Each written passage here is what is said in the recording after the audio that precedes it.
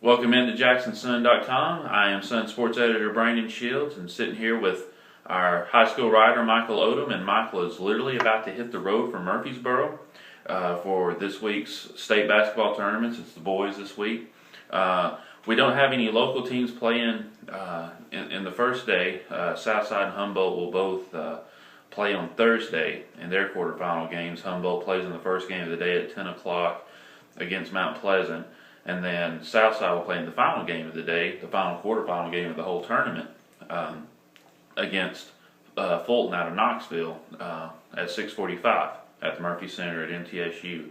And Michael, you know, you've kind of done the research. You talked to all four coaches on Saturday at the draw.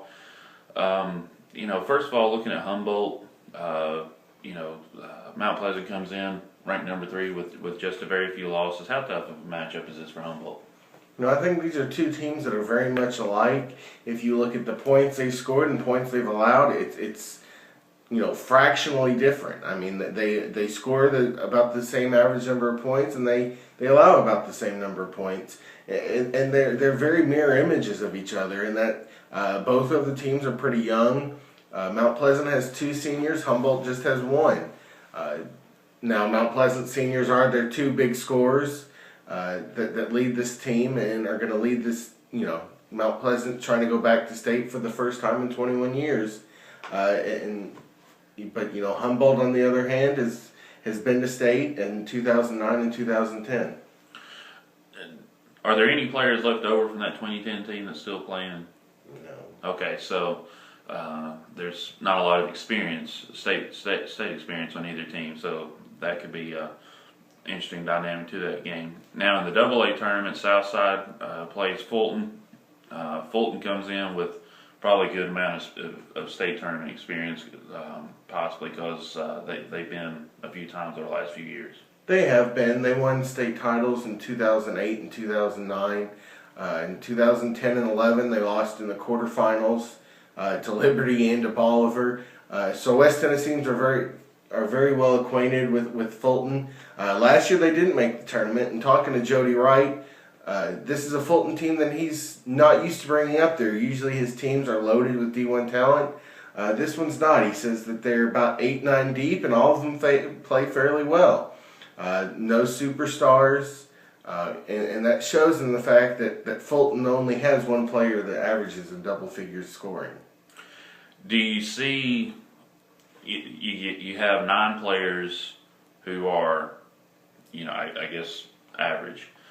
But Southside has 5 players who I would call above average. Would you agree with that? Yeah. Do you give Fulton the advantage because there's a little more depth there, or do you give Southside the advantage because there's a little more scoring ability there?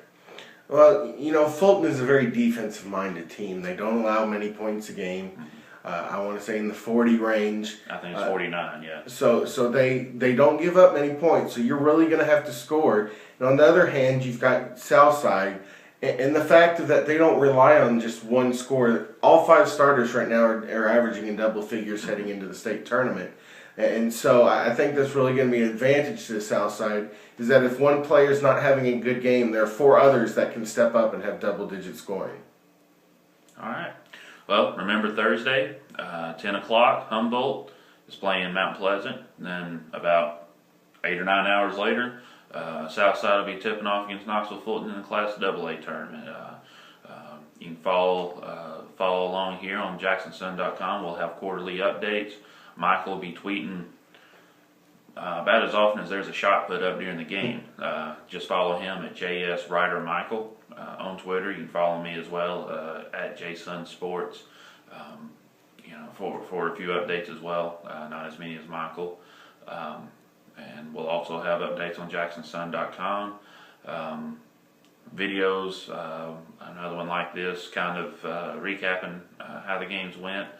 And let's see what else we're going to have. A print edition. Facebook as well.